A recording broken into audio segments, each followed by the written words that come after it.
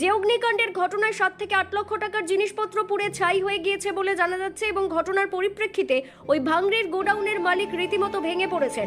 আজকে একটি নতুন বিষয় নিয়ে আপনাদের কাছে এসেছি।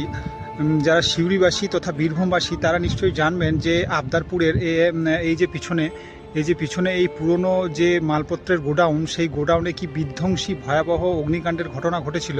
আজকে দুদিন পেরিয়ে গেছে, তবুও আপনারা দেখতে পাচ্ছেন এই যে এখনও কিন্তু বেশ কিছু জায়গা থেকে এখনও কিন্তু ধোঁয়া বের হয়েই যাচ্ছে ক্রমাগত।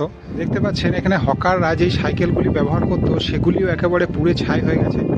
সমস্ত গোডাউনটি আর কোনো কিচ্ছুরই অস্তিত্ব নেই। ভয়াবহ অগ্নিকাণ্ডের কারণে এই ফ্যাক্টরিতে যে মিটারটি ছিল, ওই যে দূরে পোল থেকে কানেকশন ছিল, ওই পোল থেকে মিটার পর্যন্ত যে কেবেলটি ছিল সেই কেবেলটি পুড়ে গেছিলো।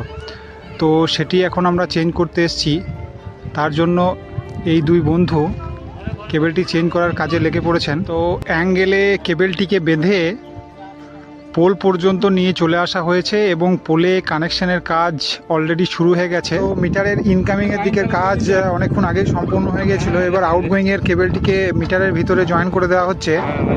এখন আমরা এই যে গোডাউনের মালিক, তো সেই মালিককে পেয়ে গেছি। তো ওনার কাছ থেকে এই অগ্নিকাণ্ডের বিষয়ে দু চার কথা জেনে নেব।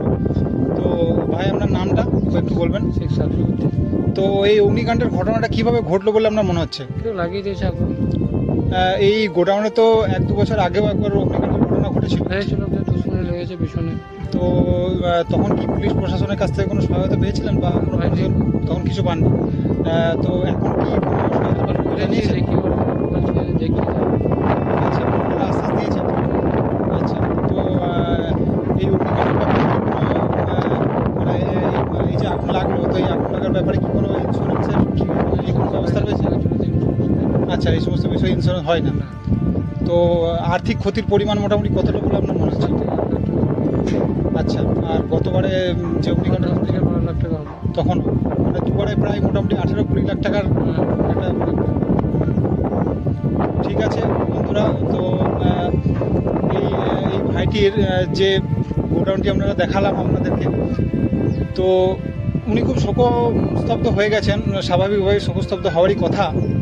তো কি বলবো বন্ধুরা, ভিডিওটি আজকে এখানেই শেষ করলাম। ভিডিওটি যদি ভালো লেগে থাকে তাহলে একটি লাইক করবেন এবং সাথে চ্যানেলটিকে সাবস্ক্রাইব করে নেবেন।